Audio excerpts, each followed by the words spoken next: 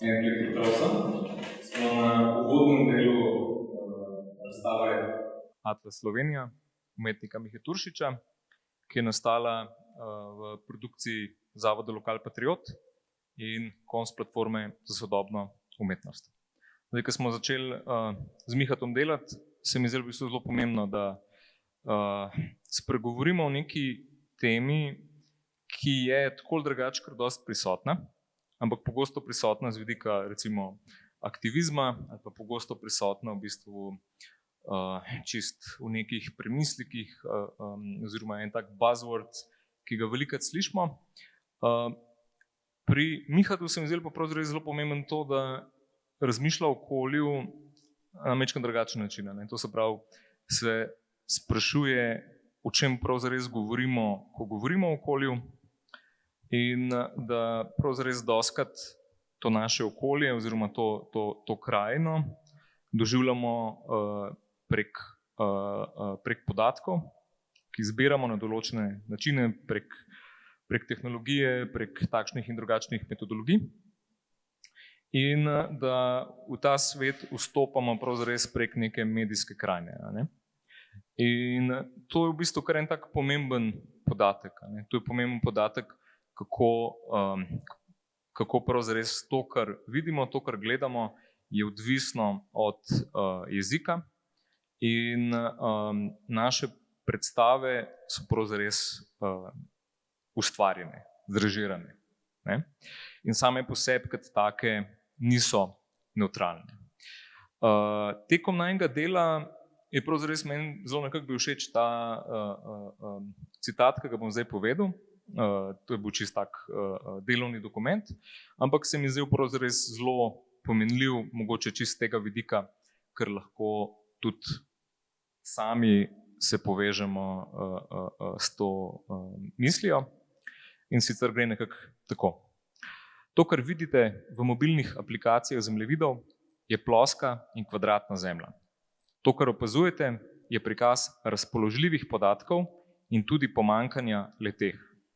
To, kar gledate, ni okoljska pokrajina, temveč predvsem zemljevid interesov. Zdaj, ravno v sklopu tega, da bi nekako bolje razumeli, kako te sistemi delujejo, se nam je zdelo z Mihatom pomembno, da naredimo ta uvodni pogovor in da probamo to osvetliti z različnih zornih kotov. Ker tudi Miha sicer se ukvarja z različnimi praksami in govori pravzaprav o tem, da je transdisciplinarni umetnik.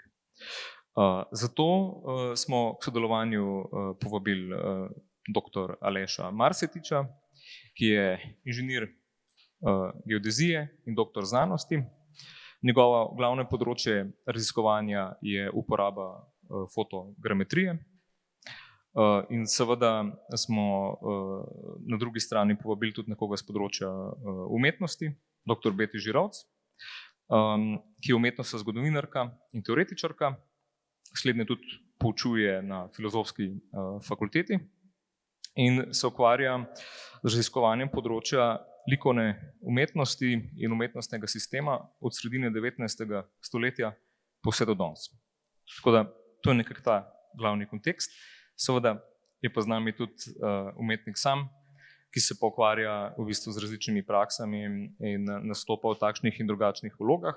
Je pa aktiven trenutno predvsem zdaj na Nizozemskem v Vagu in prek platforme Modern Planet, ki se pravzaprav ukvarja s precej podobnimi vsebinami, kot jih vidimo danes tukaj na dotičnem primeru Slovenije. Zdaj, prvo vprašanje bi namenil kar Mihatu, da nam pove, kaj ga je spodbudilo k umetniškem raziskovanju tega satelitskega pogleda, tega orbitalnega pogleda na Slovenijo. Ja, hvala za to vprašanje. S satelitskimi tehnologijami se ukvarjam že dlje časa, predvsem za razumevanje tega, kaj to sploh je, kar je v vesolju. Hkrati pa tudi eno ključnih spoznanj pri tem je, da vse, kar je v vesolju, ima vpliv tudi na Zemljo. Še posebej satelitsko opazovanje Zemlje, ker pač te podobe so kulturno plasirane, so plasirane v raziskovalni sektor, v industrijo, skratka je pač to nekaj, kar vsakdanje uporabljam. Sem se pa pač v kontekstu tega projekta hotel predvsem osredotočiti na ta pogled na Slovenijo, skratka, kaj je to, kar gledamo, kar vidimo, ko gledamo na območje Slovenije iz orbite dol. In kot prvo mi je bilo pač presenetljivo to, da to ni nek živ pogled, skratka, to ni nek posebni pogled, to je vedno tehnološki pogled, vedno sestavljen iz podatkov, ki so tako ali drugače kurirani, ki so režirani, ki so pač različno uporabljeni. In kar naenkrat se odprlo cel kup nekih vprašanj, za katere sem pač razumel, da se moram poglobiti in jih poskušati razumeti. In ključno je bilo to, da to razumevanje Slovenije od zgoraj dol ni preprosto. Ni enostavno, da je zelena je, lepa je, koliko narave imamo, kako začneš analizirati podatke, vidiš, da je to marsikaj drugega, kot pa neka zgolj zelena, lepa, romantična pokrajina.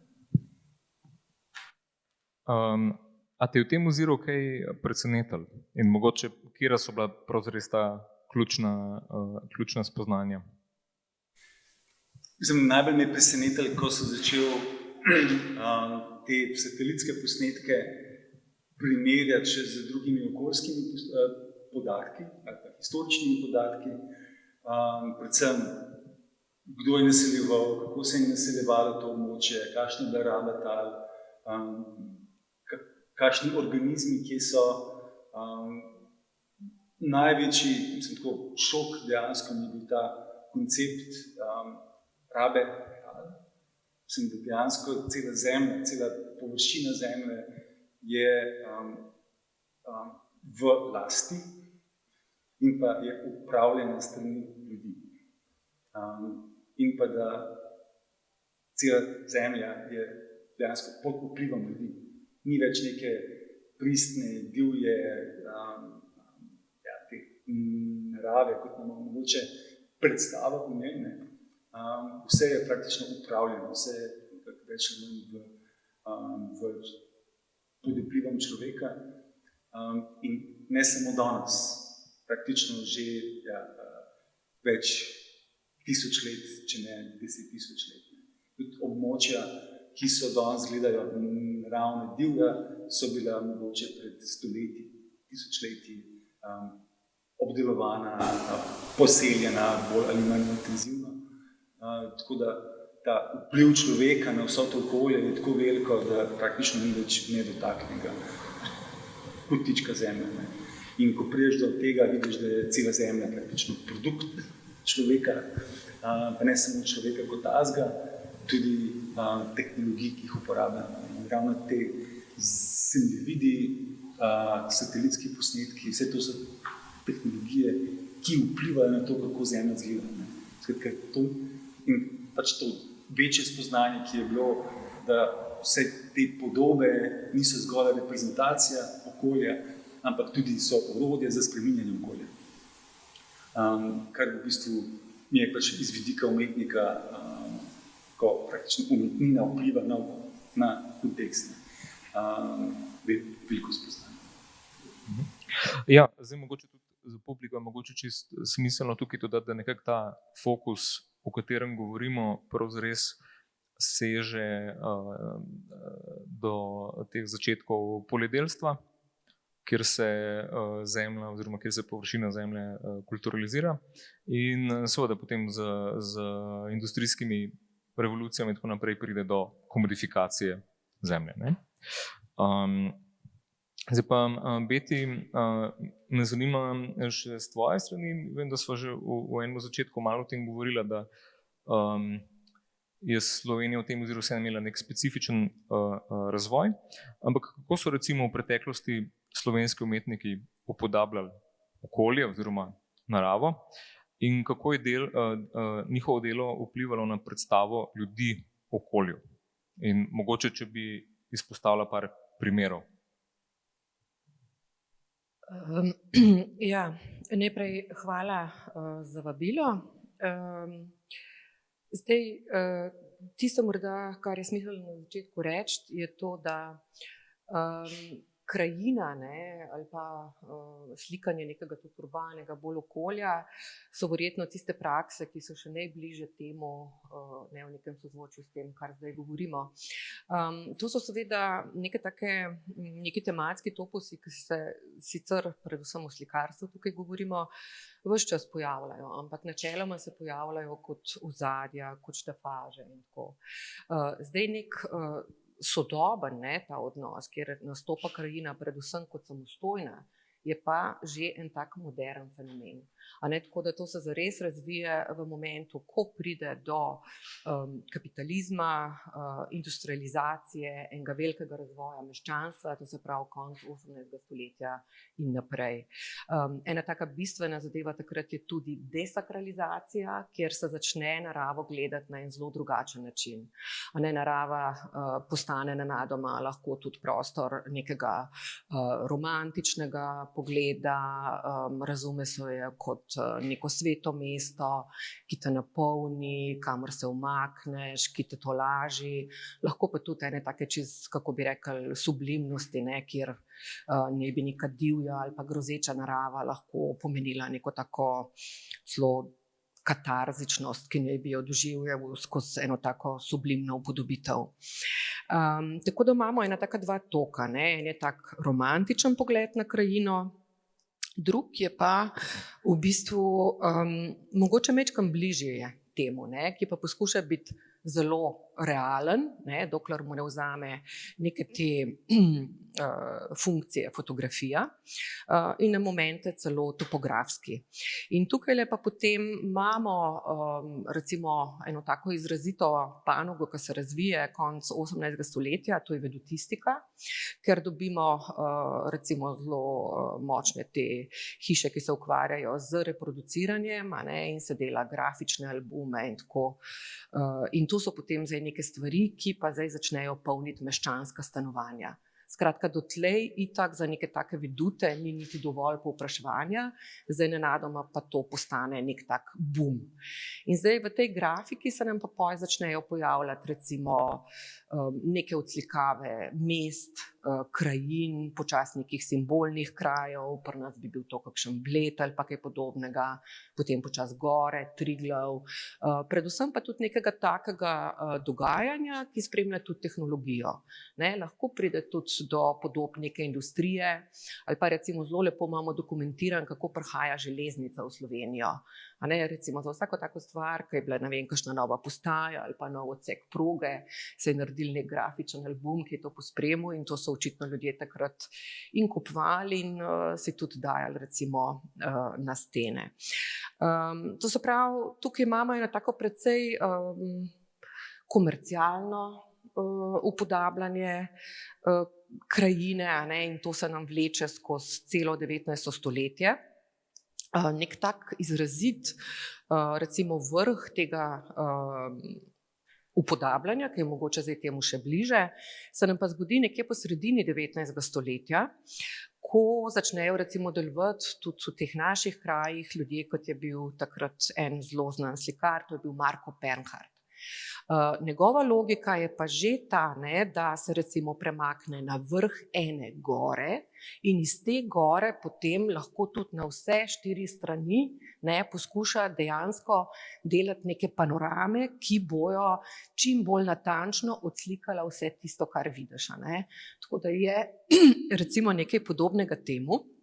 In to so bile takrat zelo popularne stvari. In za kupovati, in za hoditi gledati. Recimo njegov najbolj znamenit projekt je bil panorama iz, mi rečemo Veliki Klek, ampak večinoma ljudje to bolj poznajo kot Großglockner, kjer je v bistvu pač zgoraj naredil skice in potem naredil panoramo, ki je bila dolga skoraj 30 metrov.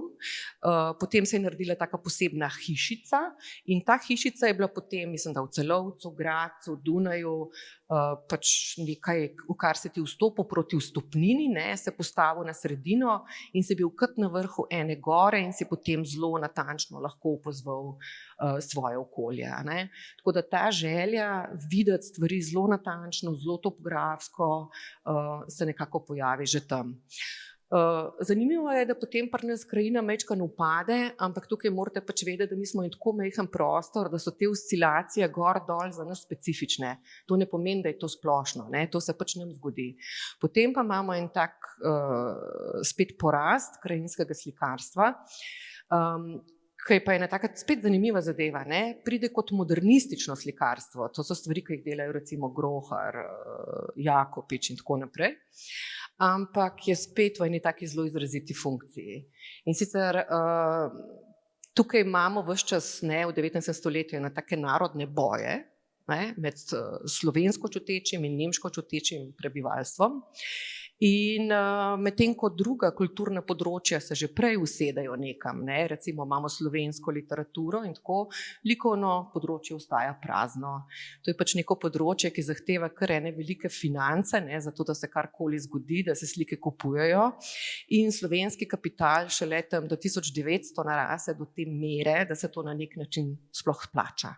In takrat potem se šele umetniki, likovniki usedajo v to in začnejo se opredeljevati, kot da delajo slovensko slikarstvo. Tako da v bistvu te slike, ki jih imamo v tem času, recimo kakšen Sejalec, Macesen, Pomlad, to, kar vsi poznate, ne, je v tistem momentu izrazito brano kot nekaj nacionalnega. Ne. Tako da v bistvu krajina pri nas je stalno zelo, kako bi rekla, praktična, komercializirana na nek način, ne se dogaja dejansko v skladu s tem, kaj prostor rabi in hoče, kaj lahko prebavi, kaj lahko kupi. In potem bo šlo na ta način skozi 20. stoletje do, jaz bi rekla, enih 60-ih, 70-ih.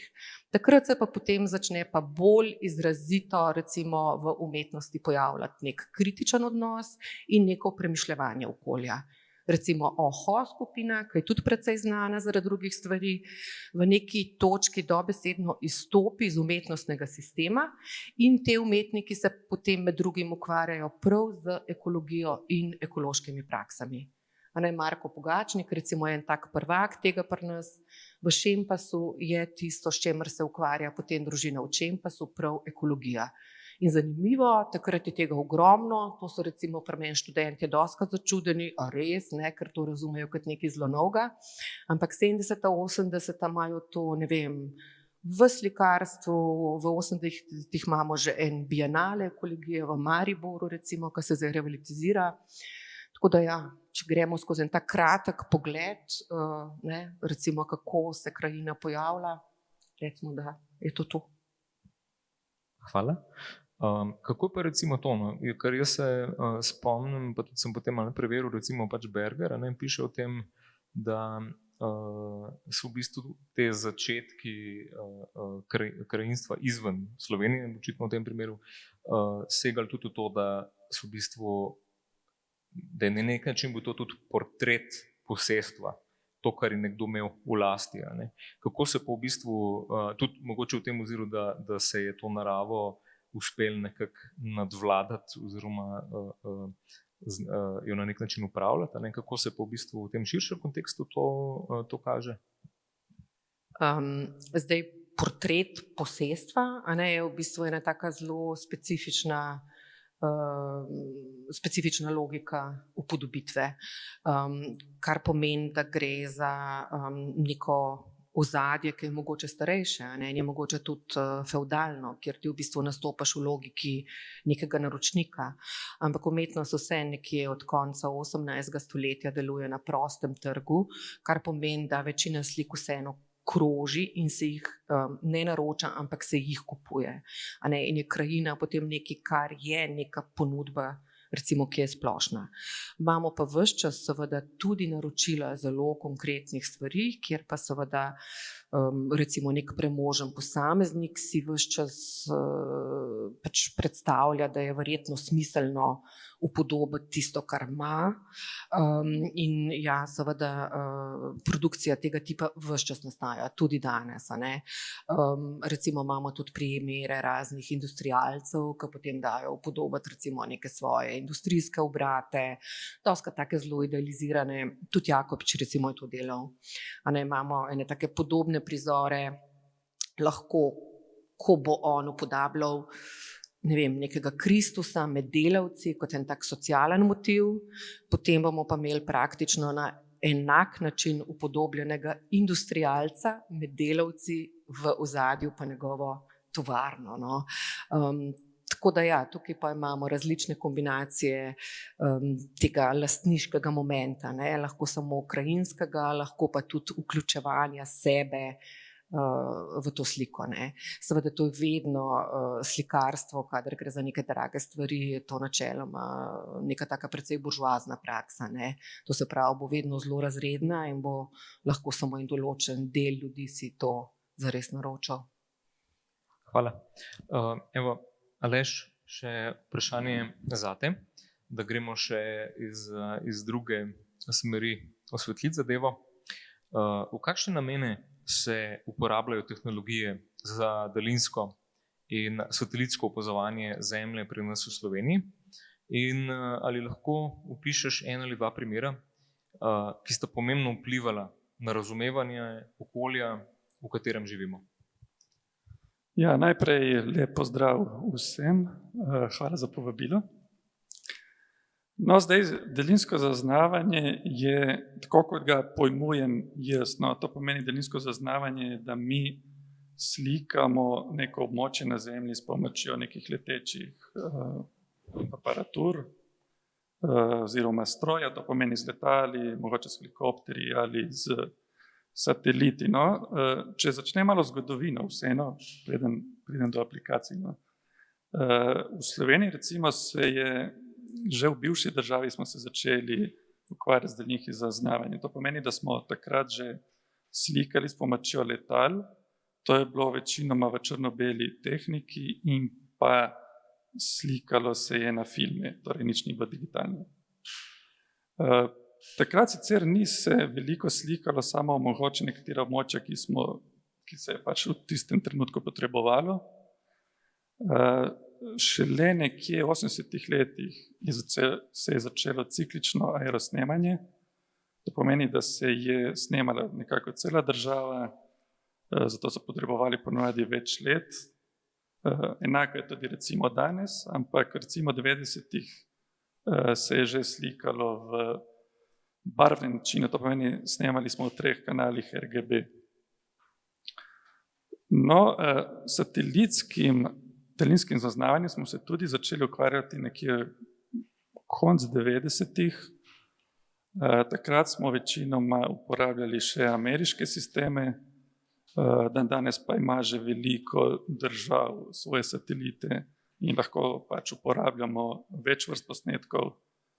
Poleg optičnih, to pomeni v RGB in pa drugih spektralnih kanalih, imamo tudi radarske slike, ki so aktivno zaznane, torej ne sprejemamo samo svetlobe, ampak satelit, recimo, ki snema v radarskem načinu, tudi oddaja energijo in jo pol tudi sprejema. Na tak način lahko snema recimo tudi po noči in pa v deževnem vremenu, kar z optičnimi sistemi ne moremo. Torej, enkrat, ko imamo te slike, jih lahko uporabimo za več aplikacij. Recimo v Sloveniji smo se že ukvarjali z mnogimi aplikacijami. Nekako glavna aplikacija je klasifikacija površja oziroma določevanje pokrovnosti tal.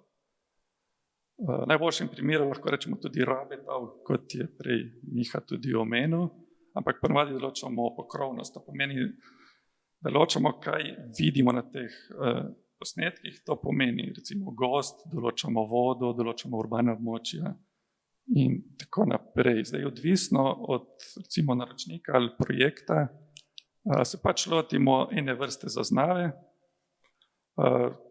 Kot veste, delujemo v digitalnem načinu, zdaj tudi če imamo kakšen film, ga najprej poskeniramo in pol uporabljamo razne programe, ki so na voljo, ali pa sprogramiramo svoje programe, da določimo pokronostav. Recimo neke zanimive aplikacije so recimo določevanje naravnih nesreč. To se mi zdi tako zelo zanimivo. Nažalost, večkrat je zelo pač ne vpliva dobro na naravo in pa na ljudi. Ampak recimo ena aplikacija za zaznavanje poplav. Zdaj, če se spomnimo na zadnje, mogoče take večje poplave so bile na Barju pred približno 10 leti. In takrat je pa zelo pomembno, da mi dobimo čim prej neke posnetke. Ponavadi so to satelitski posnetki, radarski, in ker poskušamo določiti, kakšno je stanje v tistem trenutku, recimo katera naselja, katera območja so ogrožena od poplav in tako naprej. Na drugi strani pa recimo imamo še eno naravno nesrečo, torej sušo, za katero pa ponavadi rabimo več posnetkov, torej ne samo en posnetek, ampak recimo skozi več mesecev, več posnetkov, da lahko na koncu s primerjavo teh posnetkov vidimo, kdaj je bila suša recimo večja, kdaj je bila manjša in kako lahko recimo ukrepamo zaradi tega pojava. Recimo še ena zanimiva aplikacija bi bila določitev recimo invazivnih vrst. Verjetno večina vas pozna mogoče japonski dresnik, zelo invazivna rastlina. In s pomočjo daljinskega zaznavanja lahko mi recimo določimo, kje se nahaja japonski dresnik in ga nekako omejimo, torej se ga požaga oziroma se ga poseka, preden se razširi recimo na več območij. Pred leti smo dobili prva 2 slovenska satelita, oba za opazovanje Zemlje. Poleg tega imamo izredno uspešno zgodbo podjetja Synergize, ki je tudi v sodelovanju z ESO ter Evropskim programom Copernicus razvila platformo za odprti dostop do satelitskih podatkov in delov z njimi. Kakšni so naslednji izzivi, s katerimi se ukvarjate slovenski strokovnjaki na tem področju? Ja, moram priznati, da jaz sem bil zraven pri izdelavi prvega slovenskega satelita, NEMO-HD. To pomeni, začeli smo že več kot 10 let nazaj. In moram priznati, da že takrat je bil ogromen izziv. In celih 10 let smo se ukvarjali samo s sestavljanjem tega satelita, pripravljanjem softvera za satelit in tako naprej. Tako da zdaj se satelit deluje, mogoče nekateri ga poznate, imamo že nekaj posnetkov dol, snema tako slike kot celo video. In smo zelo zadovoljni, kako deluje in kaj sploh lahko naredimo z njim, ampak želimo sigurno si več. Želimo nov satelit, mogoče ki bo boljši, imel boljše slike, video lahko snemal na drugačne načine in tako naprej. To je recimo en zelo velik izziv, ki predstavlja za Slovenijo. Prav zaradi tega, ker je treba veliko znanja, veliko strokovnjakov za to, da se naredi nov satelit. Poleg tega pa je veliko denarja. In vemo, da Slovenija recimo je malo tako, zmanjkuje denar za take stvari, recimo, kot si mi želimo. No, poleg tega, ki rečemo nekako nek hardverski del izzivov, imamo tudi softverski izziv. Torej, trenutno je zelo aktualno strojno učenje. Verjetno ste slišali za ChatGPT. Mi uporabljamo podobne tehnike, da lahko zaznamo recimo pokrovnost na teh posnetkih. To imenujemo to tehniko recimo globoko učenje. In s pomočjo globokega učenja, ki je trenutno najbolj uporabljena tehnika na vseh znanstvenikih, ki se ubadajo z daljinskim zaznavanjem, tudi mi poskušamo čim bolj natančno določiti spremembe, ki se dogajajo na površju, in pa določamo, kot sem že omenil, rabotav oziroma pokrovnost. To so nekako te glavni izzivi trenutno v Sloveniji, kot tudi nekateri na svetu, no, ki se dogajajo. Hvala. Zdaj za konec še eno vprašanje za vse. In sicer naše predstave v okolju so zoblikovane na podlagi naših osebnih izkušenj. Seveda tako znanost kot tudi umetnost omogoča neko vstop v eno specifično realnost oziroma neko specifično videnje okolja. Včasih so te podatki lahko, oziroma je lahko to razumevanje celo kar precej nasprotujoče si med sabo. Kako bi se po vašem mnenju lahko izboljšali okoljsko pismenost? Mislim, da to je tudi en tak osrednji del tega projekta, je prav zares, da bi se nekako pismenost o okolju uspelo dvigati. Zdaj pa dajem mogoče kar prvo besedo Mihi ali Beti. Dajmo prvo besedo Beti, pa bomo z Mihom zaključili.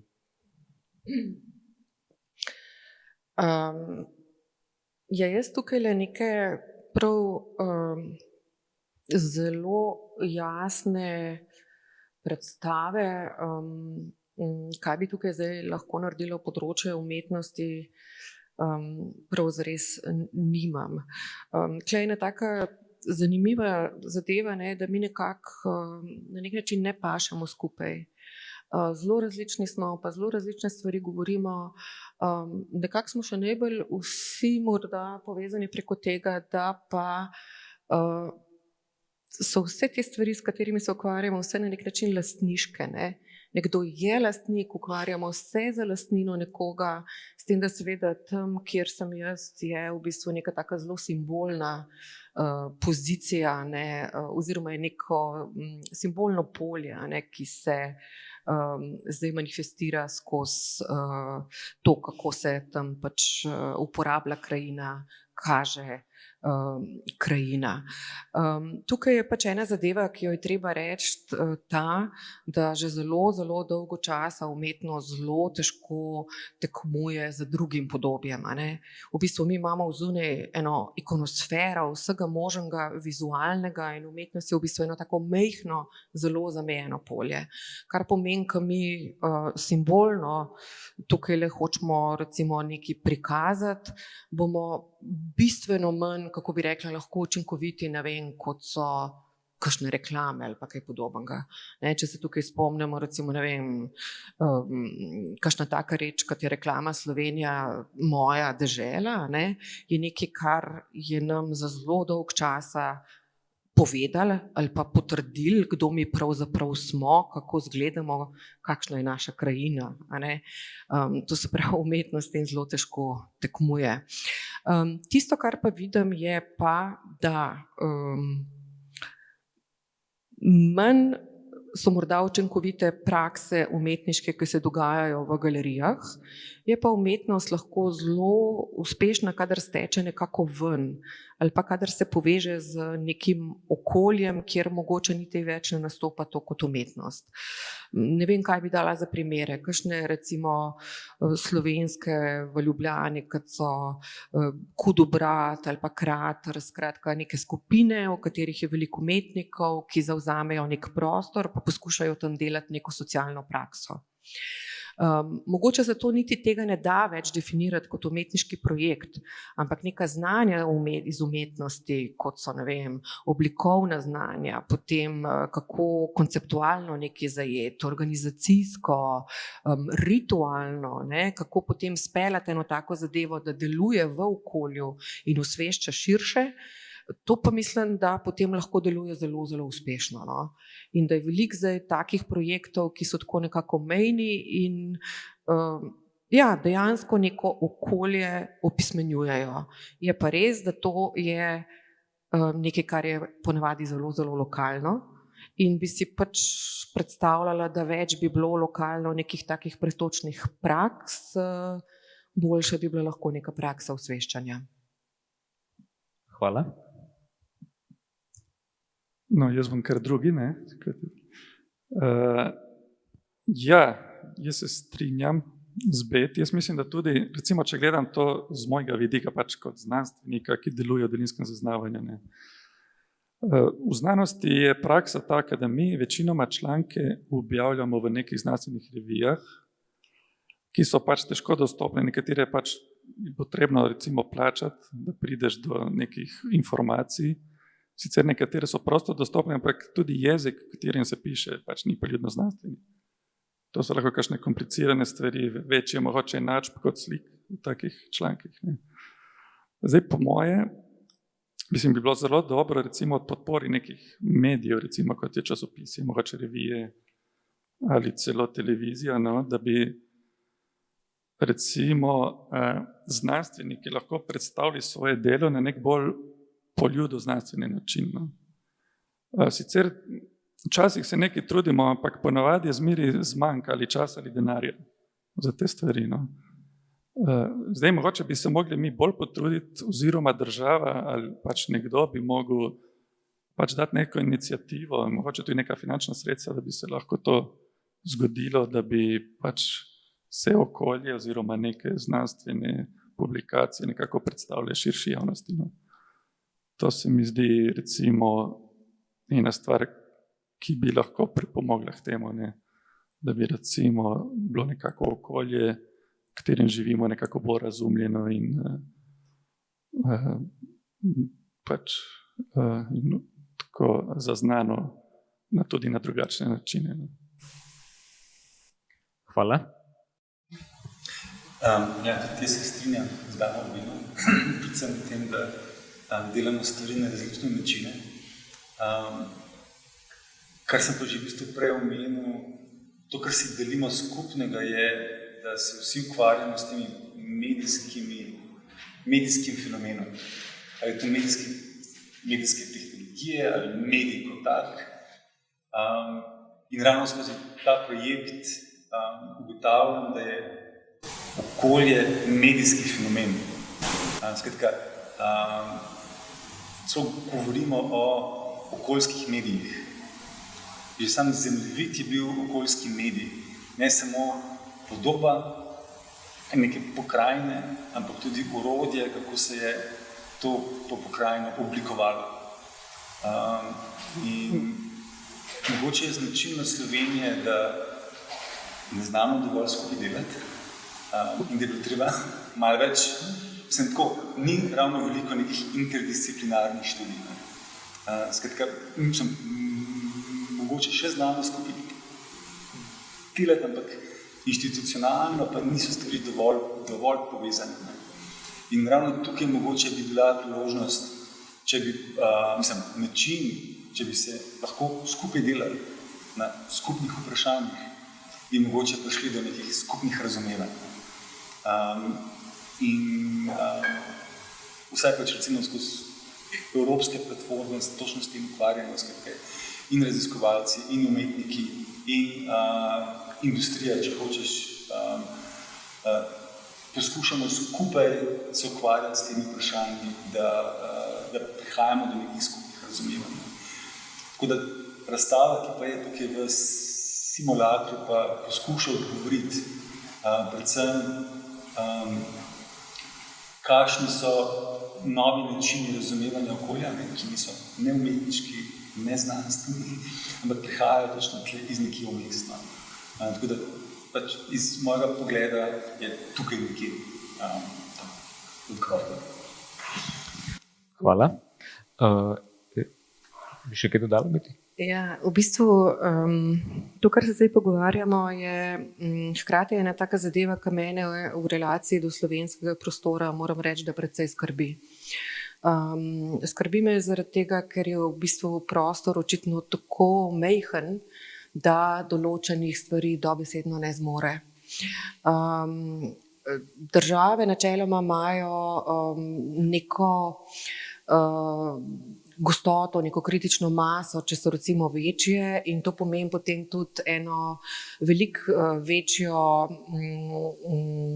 možnost posredovanja teh problematik ali pa nekih tudi znanstvenih vprašanj, dognanj širši publiki. Jaz recimo zdaj nekaj